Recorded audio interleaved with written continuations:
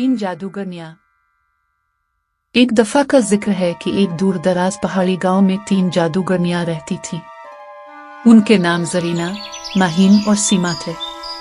ये जादूगरनियां बाकी सब जादूगरों से मुख्तलिफ थीं क्योंकि उनके दिल में किसी के लिए बुराई या नुकसान का कोई इरादा नहीं था।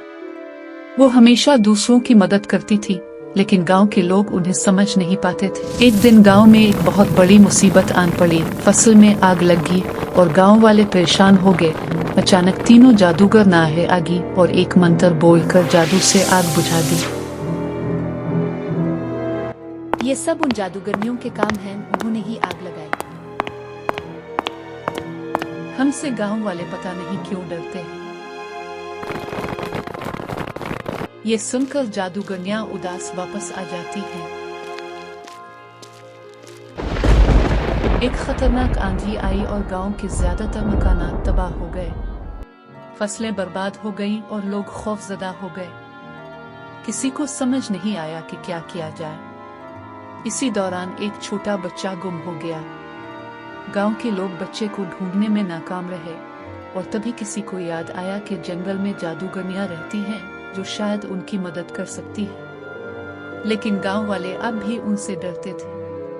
आखिरकार गांव के बुजुर्ग ने फैसला किया कि जादूगरनियों से मदद ली जाए। बुजुर्ग ने जब जरीना, माहीन और सीमा से अपनी मुश्किल का जिक्र किया तो जरीना ने कहा, हमें खुशी है कि आप मदद के लिए आए हैं।